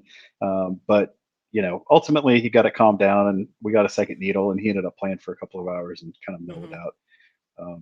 But those were just kind of the things you had to deal with periodically. Mhm. It was Mhm. like all chaos all the time. Yeah. That was Braves. Hmm. Um, okay, so I want to talk about Two Step Garage. Okay. So you are still, like, in my mind, and I could be wrong, you are still the only guy that I know of that brought top tier, big name Two Step Garage, not just a DJ, but Hmm. DJ Luck and MC Neat, and Right. put them on a main stage prime time. My Right. introduction really to Two Step. Tell me how you found Two Step and how that all came about. So a buddy of mine in Chicago, he went by DJ Casper. Yes. He was an atmospheric DJ in Chicago for a really Hmm. long time. And I went to Atlanta and shout out to Bobble. He's my buddy and ex roommate. I think he's in the chat still. Big up yourself, Bobble. So Bobble and I were hanging out in Atlanta, and Casper happened to be in town, and so he dropped in, and we were just visiting or whatever. And he was like, "Dude, have you heard Two Step Garage?" And I was like, "No, what is this?" And he was like, "Just handed me a mixtape." And it was DJ EZ and MCPSG, and I think it was like a Twice as Nice or something like that. And Bobble and I destroyed that tape that weekend. We could not get enough. There was a Belle Biv DeVoe Poison remix that we just lost our shit to, and this is probably early 1999, maybe late Hmm. 98. I don't recall. Hmm. And oh, what's up, Arlie? Big up to Duda. And so I became obsessed, as I do with drum and bass. I became obsessed with UK Garage, and I was like, I came back to Dallas, and I was like, yo, we gotta book somebody. Like, I don't care who it is, but I got hooked up with DJ Luck at MC Neat, who literally had like a top 10 hit in the UK with a little bit Hmm. of luck. I think I originally started out trying to get like Artful Dodger or something like that. Obviously, I got rebuffed pretty quickly. He's like, why would I fucking come to the United States and Texas of all places for one night when I can make 5 times as much money doing 5 shows in London? Right. So anyway, I set it on Luck and Neat. We paid an exorbitant amount of money to get them over for this Saturday night. I believe they flew in on a Friday and then left like Saturday morning. So as far as I know, DJ Luck and MC Neat at Planet Love in Dallas in 2000, July of 2000, was the very first time UK garage DJ and MC ever came to the United States. And Yep. I was very proud of that. I still kind of am. I was really sad to see UK Garage and Two Step kind of fade into other forms of music, but that's just the Hmm. way shit goes. But yeah, Yeah. I was all about it. And so, That show big, was phenomenal. it was such a great show, and it was a good time. And those dudes, their life was, Moschino outfits and Gucci bags, and and champagne raves and that kind of thing. And here we are, just a bunch of fucking kids in Texas, trying to, uh, you know, trying to spread this music. I thought for sure that UK Garage would just overtake house music in Texas. I Hmm. was convinced of it, and it didn't happen. But ultimately, whatever. Yeah. It was such a good show. It was such a good time. Yeah. It was a big deal for me. Like I was so glad to be introduced to it because um right about the time of South by Southwest that year, I was sort of like disillusioned with like what was Mhm. happening in drum and bass. And I had been buying Two Step Garage records and I was like, hey, they booked me to play this club for drum and bass. Guess what? They're getting Two Step. And I Yeah. had, a completely amazing, time. And Nobody knew Yeah. my records then. They were all Right. brand new. Nobody Yeah. could give me, grief about playing older tunes. But okay, Yeah. this may be the comment of the night, which I know now will challenge both Adrian and Rumble uh, to come up with something better. But two step house music for junglists. You're damn right. Oh, for fuck's sake, yes, absolutely, Yeah, yeah, absolutely. Like, give me yes, that shuffle. I'm in. Like, yep. like I said, as soon as I heard that fucking Belle Biv DeVoe remix, it was over. Yeah, I Uh, remember hearing like this was, back in the heyday of like, online sort of like the birth of like online streaming. And I was listening to, I don't know, BBC One or something like right. that. And it was Armand Van Helden's show. Oh And yeah. the last tune he played, like he hadn't played anything else, but the last tune he played was Flowers. And I was like, holy shit, Yeah. that's it, man. Yeah. I am in. I am 100% in to Right. that. So, just real Yeah, quick go ahead. story, real No, go fast. ahead. So, in the early days of internet radio, you couldn't get anything. Like, there was no MP3s floating around, right? You had to have a Mhm, tape pack shipped over. But I mhm, found somebody that was cataloging UK Garage and two-step sets using Real Media. So I used my Nomad to play Real Media, Real Player sets onto the mhm. Nomad, and would just re-listen to them in my car all the time. So, and speaking of Planet Love, by the way, if anybody wants that mix, that set, it's on Shadowboxing, and I'd be Mhm. happy to re-upload it if anybody wants an actual copy of it.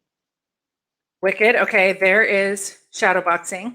Mhm. Um, uh, yeah, believe it or not. So, I found like a time capsule CD from like 2000, like backup CD that I found, and I Mhm. found Real Media files on it. Yeah, Like that's how yeah, desperate we were for music at that point. yeah. That literally, I mean, God, how many was it? Like 96 or 128? Real Media was even at.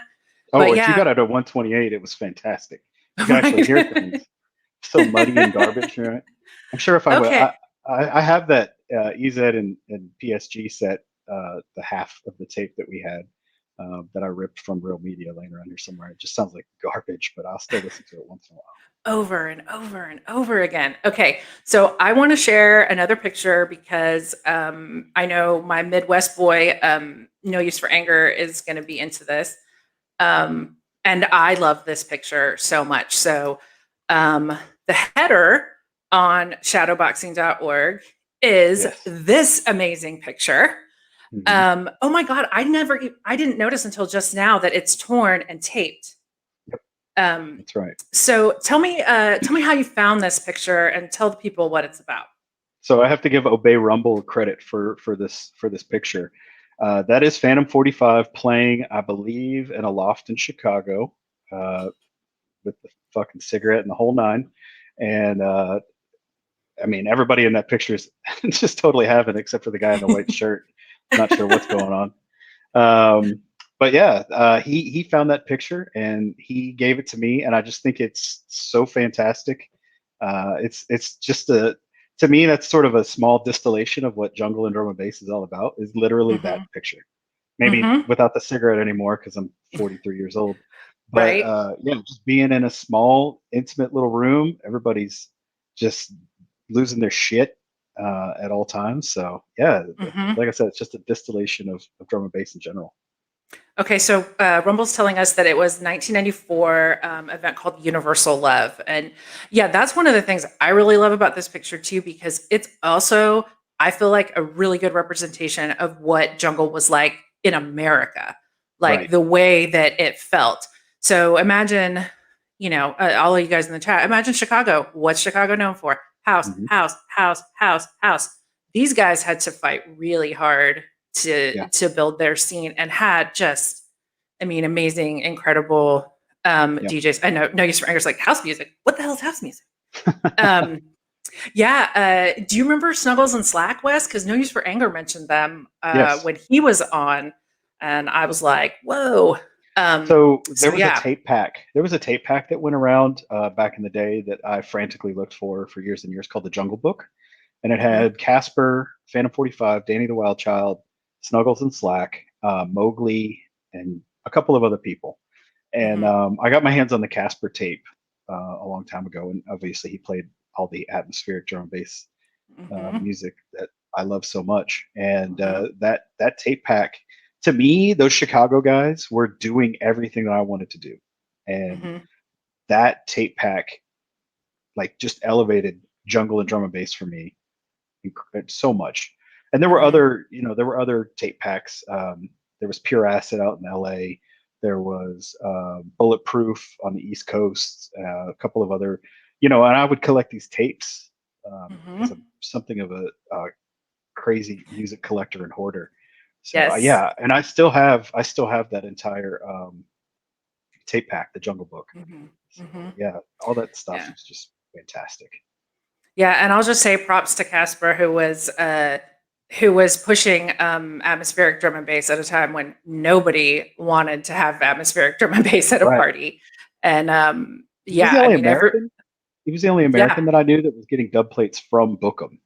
And that put him into hero status now. I just thought that was fucking amazing. Like who is this guy that's getting these dubs sent to him? Like, how do I get on this mailing list? Shoot, I was just thinking of something that I wanted to ask you about, and now I'm spaced out. Oh. So AIM. So I have to tell you, I missed the whole like AIM heyday era, but I know you were part of that. Can you just tell me a little bit about that, sort of like, kind of how you found out about it, how it rose for you, what it meant, for you? It was just I started on ICQ, and I started talking to this guy in DC, Too Tough Andy, who was doing shows in DC, and it kind of just grew over there from there.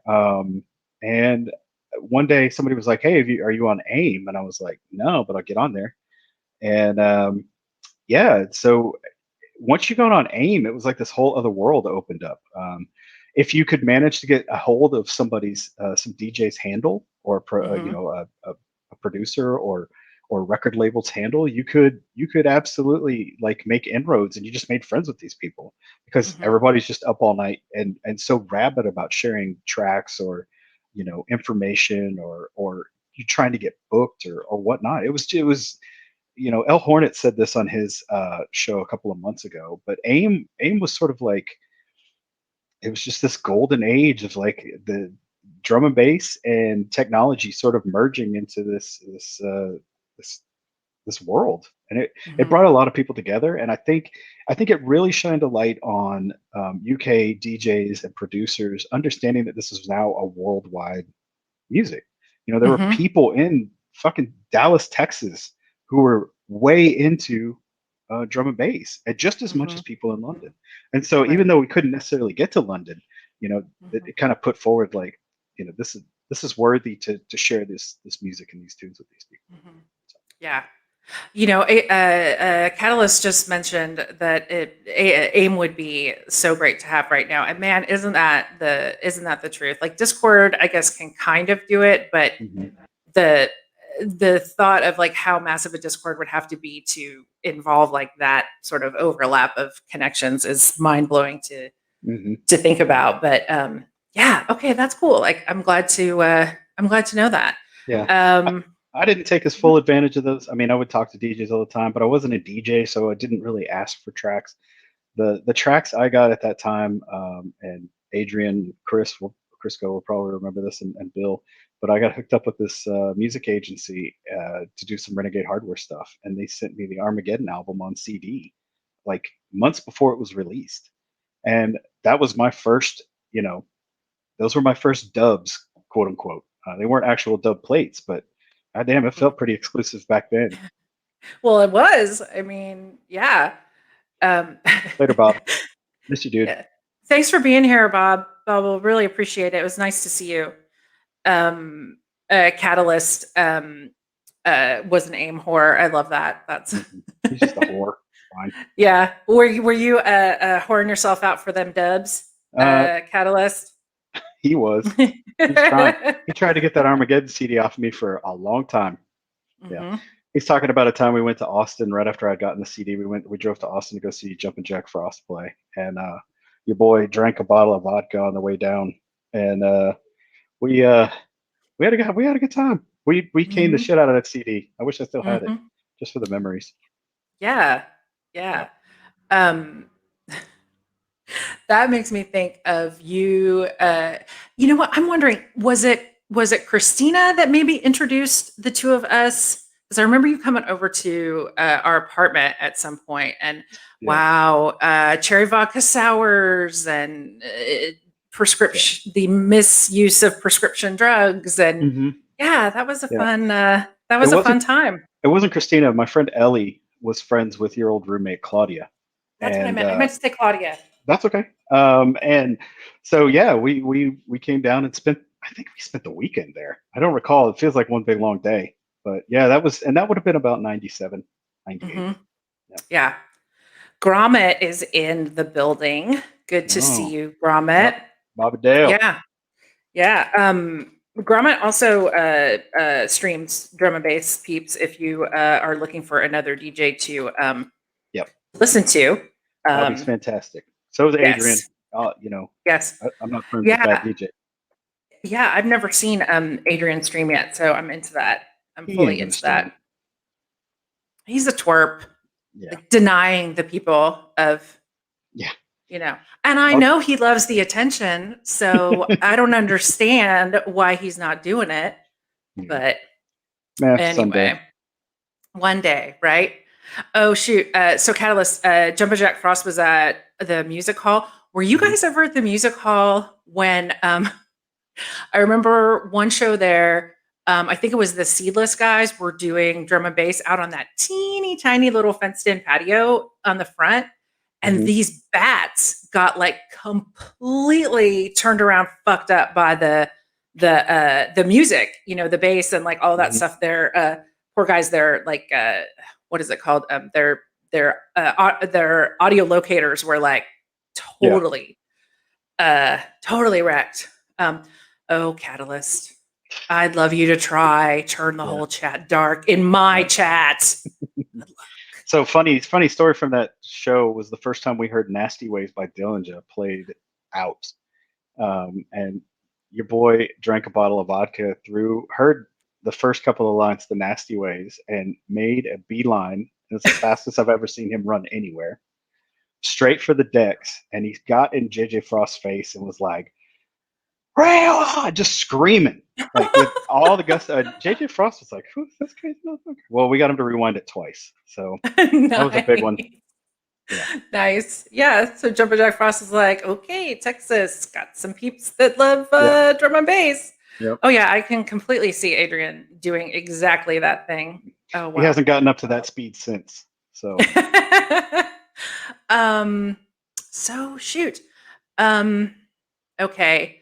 So I know that you like honestly when I think of my friends that I talk to, the people that I know, you are the one that always sticks out for me as far as really like being deep into what's coming out, who are the artists, mhm, your like capacity for not just digging into it, but like retaining it mhm, blows my mind. Like I would see you in the chat in El Hornet's stream and be like, how does he know all mhm. this? I mean, of course, I was out for 20 years, so it probably doesn't take a lot to impress me. But Yeah. what would you say has sort of kept you really like that interested in it, even after, I mean, I hate to say it, but essentially comparatively the scene really doesn't exist here anymore, so like Right. what has kept you at that level? So after we stopped doing shows, I've always been a cataloger and hoarder of music. I have something on the, I have like 81,000 MP3s, drum and bass MP3s, just floating around. And I'll go through and I remember certain sounds, phrases, names, and I can usually tie them together. My Hmm. fiance actually says that I'm probably a little spectrumy when it Hmm. comes to that kind of retention. Um, and I don't know what it is, but drum and bass has just always done it for me. Hmm. It is just something that I've pursued. I'll hear a sound or a noise, and it sticks in my head, and I just want more of it. Um, And so it's cost me tons of money, but it's fine. It's also helped me keep my sanity. So, I, Yes. but I really don't know what it is. When I was younger, before I found drum and bass, I used to fall asleep reciting Finnish hockey players' names. So I would see their hockey cards in a pack or whatever, and I would remember them. So I can pretty much tell you the entire Finnish hockey team lineup for the 1992 World Junior Championship team. And I've always done that with sports cards. I can tell you, what year somebody was drafted, who they drafted by, when they played, when they stopped playing, so that it all just sort of ties into the same thing. It is very Mhm. spectrumy. Is So it a photographic thing for you, like yeah, with those cards? it probably is. I do retain a lot of stuff I read. Mhm. I don't have a true photographic memory. I don't remember, I don't remember exact dates, for instance. I remember events. I can remember what people are wearing Mhm. at a time or something happened. Mhm. I can remember the music that was playing at the time. Just those interlinking, synapses firing off once Mhm. in a while. So I'm sure as I get So, older, that should fall apart, but whatever. well, they say that, if you use it, then you will retain it longer. So, Right. maybe you're actually in for a nice long ride. Um, My luck, so, I'll live to be 108 or some shit. oh God, I can't. Yeah. I can't. I won't be in good shape at 108 for Yeah. sure. Um, so as someone who's obviously deeply involved, as we've just discussed, deeply sort of has his finger like on the pulse of what's coming out and Mhm. artists and all of that. What would you say is like sort of the most exciting thing for you about what is happening right now musically? And if you say foghorn, I'm immediately kicking you off of Fair, this fair. stream.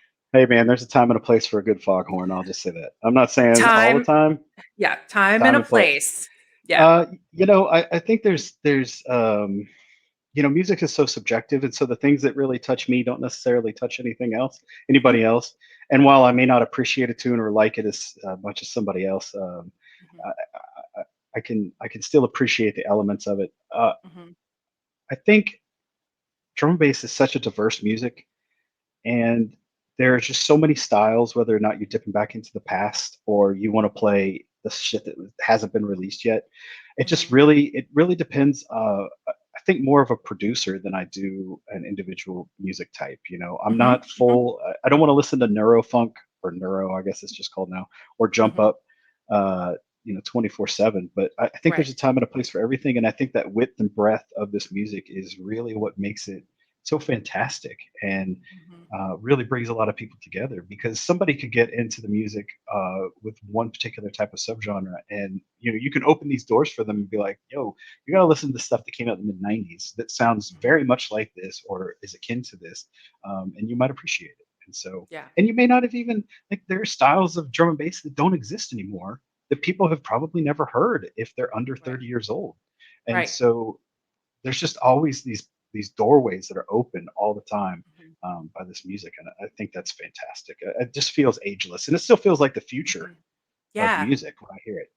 Yeah. I honestly am so excited, like the sort of young people that I have met on Twitch that are so passionate about drum and bass. I can't believe, honestly, that 25 years after I found it, people Mhm. are still finding it. It's Right. still brand new for Yep. them. Honestly, I'm a little jealous because those first moments are just, amazing. Yeah. Um, so, okay, so you don't want to get too specific. You're thinking of producers more than anything. So, like, Mhm. who are you rating? Like, this is not a top 10 or, anything like that, but who's Yeah. interesting to you right now?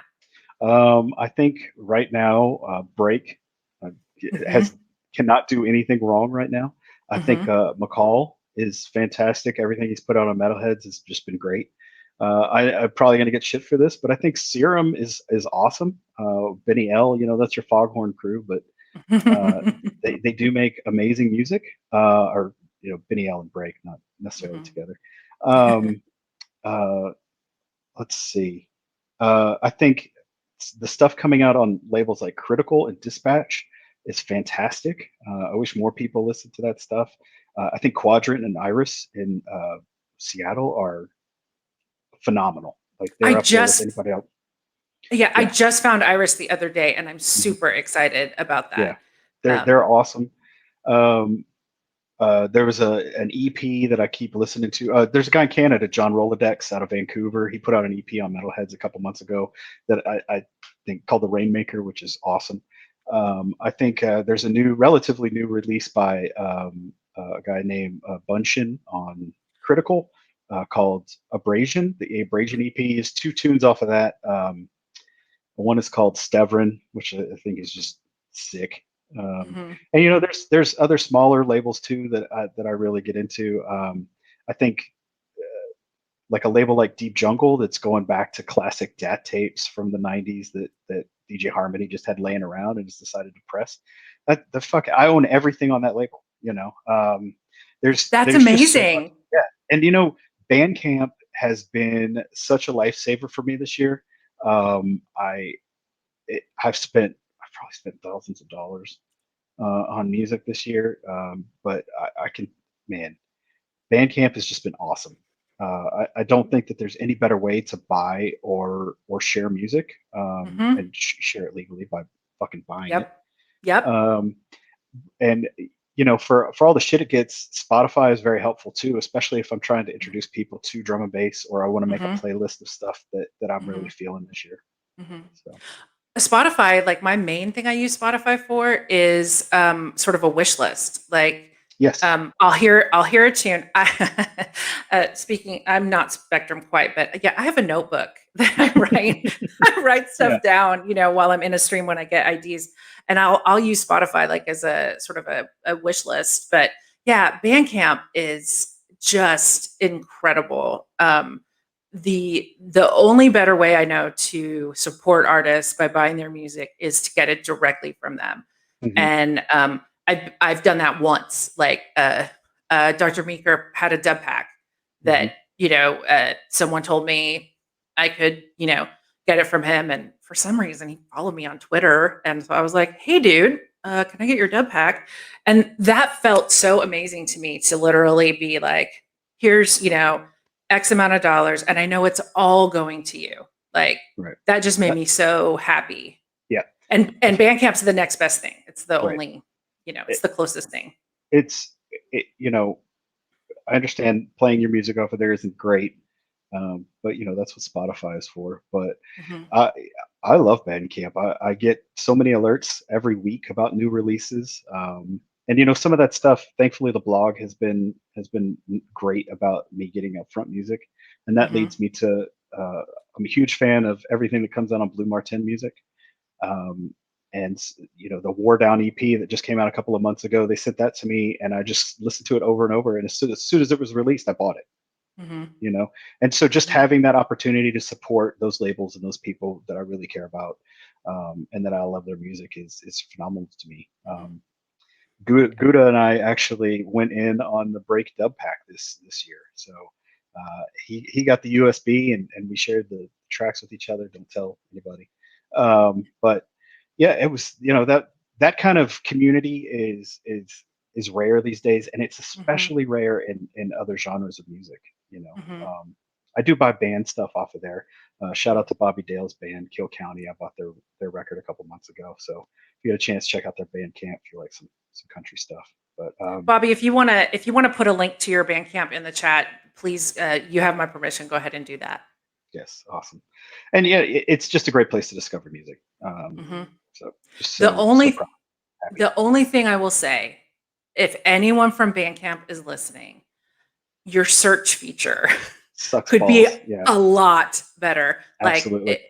Like it's so amazing. I wish they made it easier for me to discover music or find music. Yep, They just make it so hard they do. in a lot of ways. And props to them. Obviously, I'm glad they put it out hmm just when they did. But if they're looking for enhancements, that's definitely one. Yes. If you don't know That's definitely one specifically, to do.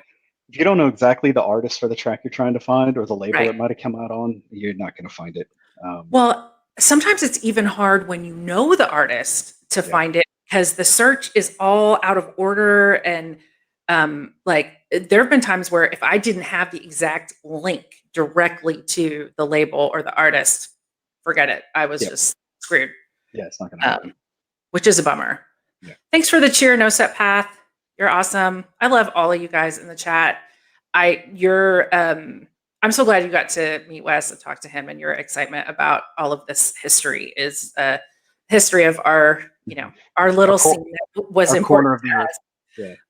Right. Our comparatively small scene that was massively formative for us.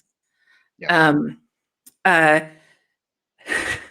So, any like stories you want to tell that we haven't talked about that's like coming to mind for you while we're in our last few minutes here? Oh man. You put me on the spot and I can't think of anything. If we were sitting around having a beer, I would probably be like, oh yeah, there was this time that yada yada. Yeah. Okay. Well, I'll start then, and maybe this will, maybe you'll springboard off of this. So, I can't even remember the party it was that you brought us up, and I think it was me, like traveling together. Me, Mark. God, what was Mark's last name? Mark Weaver. Yes, me, Mark. I can't even remember who else was with us. This hotel that you put us in. That was Quad City, by the way. Oh my God, I should have stayed in the tent.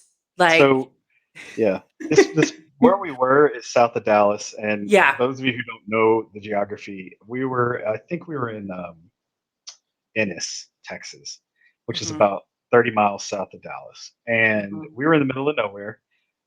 There weren't any real hotels around, and the only place that James could find was this, like, I think it was like not a Best Western, but a Clarion Suites or something like that. Suites and fucking. Oh, I don't even know if it was that, man. Yeah. Like, I don't even know if it was recognizable as a chain. I didn't go see the room. James said he went and looked at it and said it was fine. And I was like, all right, dude, well, I trust you. So anyway, he booked the room, and I get blamed for this, even though I'm not the one who chose it. But I remember we'll blame James. Yeah. So I remember you guys coming back to the party and be like, what kind of fucking shithole garbage like hotel? And I remember thinking at the time, like, how fucking bad could it be? Like, why are these guys complaining? You're getting paid and you get a hotel. Of course, my perspective is a little different. Right. And then you were like, there's literally a blood stain in the closet. And I was like, all right, somebody cut themselves shaving. And you're like, no, a blood stain. The bathroom didn't have, like, it had a door, but there was no knob. Yeah. And like nothing in there, no knob. So somebody got stabbed in the neck with that knob. That's exactly what happened with that fucking blood stain. You're probably right. Yeah. The bathroom was like orange with just like funk and filth, and the bedspread even was like questionable. Jenny and I both were like, I'm not climbing into that bed. Like, it is not happening. Those covers are not pulling back. And I think I would imagine there's probably things living in that bedspread that would outlast both of us. Thankfully, we did not get bed bugs. There was a phone in the bathroom. I forgot about that. Nobody was staying, like, nobody internationally was going to bring any bed bugs to that fucking hotel. It was such a dump. Right. Yeah. The one comment that I remember Mark making, and of course Mark was just constantly with the one-liners. He was describing the bed, and he said it was like sleeping on a ruler with a maxi pad for a pillow. A dirty one. Yeah. Oh, it was so bad. It was so bad. It was foul.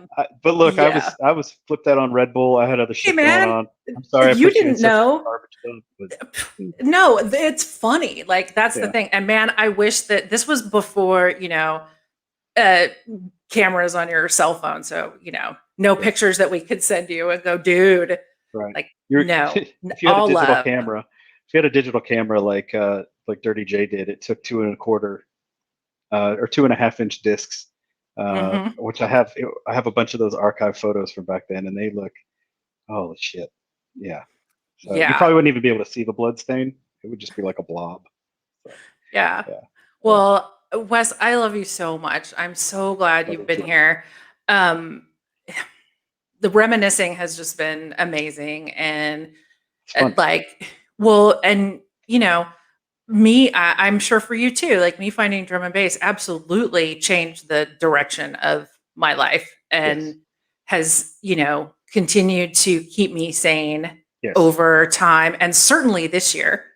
And so, I just want to thank you for all that you did. I'm so glad I met you. I can't believe how often you actually booked me to come and play for you. It was so much fun every time. Everyone in the chat, I love all of you, but I just want to especially say to all of my Dallas people how much I love you guys, how you have such a place in my heart forever. And so this has been a blast. And I'm so excited that other people who don't even know all of us found it fun too. Yeah, so this is great. So do you have any plans at any point to stream anything? Yeah, so yes and no. I've actually, my idea was to do sort of a radio show kind of thing because I'm not a DJ. It was just to play tunes I liked from, pull from my collection of years and years of stuff. Yeah. And I actually wrote out my idea was to play a song, tell you about the artist, tell you about the song, tell you about the album it's on, yada yada. And I've written out 4 shows, but I just haven't pulled the trigger. Yeah. I got kids, I got other shit to do, and honestly, I don't think I could do a better job than you. I don't think I could do a better job than guys like Gutta. I really don't. He's a fantastic DJ. That dude did a 30-hour set like 2 days ago. No, he finished this morning. Or no, yesterday morning. Yesterday morning. Yeah. And he does things like he cooks a 7-course meal while he DJs for 7 hours. I can't compete with that. I don't think I want to. Guys like No Use for Anger, I think are fantastic DJs, and he's playing tunes that I want to hear, that I'm into. I think Bobby Dale's awesome, and I love watching him play. And I just, one of these days I might get a hair up my ass and try to do one of these shows, just to see if I can do it. And here's what'll happen: I'll do it, I'll get through it, and I won't want to do it again. So it's very interesting that you mentioned that because, and this is no lie, I actually have thought about asking you to come on sometime and do something very similar to that. So I will send you a message in Discord, and that way maybe all you have to do is show up with your info. Yeah. And obviously we'll have to take the VODs down immediately because of DMCA and all of that. That would be great. I would love to do that. Yeah. So we'll talk. We'll definitely talk. You have a lot of knowledge to share with this community. So anything else you want to plug other than shadowboxing, which we've been plugging? And guys, like, even though Wes has said that he's not like updating it as frequently as maybe he used to, there is a tremendous back catalog of posts there. And again, like the sets that we already mentioned, lots of great information there. Yeah. So feel free to visit. If anybody ever wants to contribute anything, I think we got 3 contributors in the chat, or just share it with them. And we'll throw it up there. We don't mind doing a little promo work for people we care about and promoting things people are doing, our friends. So that's what it's all about. Yeah. Well, thank you so much. Again, this has been the best. It has been even more fun than I thought it would be. And so, I just love it. So I should say I'm trying to hurry because I know Deep is about to start and I want to read into him. Next Tuesday from the Annex is going to be on, guys. And he is sending me a bunch of articles and stuff that he's written. We're going to talk about him, but we're also really going to talk about like community and like building music communities. It's something that's really interesting to me right now, especially. So I think that's going to be a good time. And then as always, I'm doing my Saturday stream at 7 a.m. Central Time because I hate myself, but it's also 1 p.m. in the UK, which means that folks that like to sleep could actually be there. And it's always fun. And if you have any ideas about stuff you want to talk about, guys, let me know. Hit me up. There's a link that I've been sharing to a poll about that. I love y'all. I want to talk about whatever you want to talk about. So, okay, we're going to raid into Deep. I love Cool. all of you. Wes, thank you so much again. And Thank you, everybody, yeah, for listening to us. yeah. It was fun. All I hope right. we can get to do this again. Well, we will. Yeah. If you'll let me, All right. we will. Awesome. Okay. Yeah. All right. Bye, Wes. Bye. Take care. Okay, guys, let me switch over here. We'll start the video and we're going to raid. I'm going to start the video and then I'm going to start the raid. Okay, so stick around if you want to support Deep. Of course, you're also more than welcome to just go there directly. Love you guys again. See you Saturday. See you next Tuesday, whatever.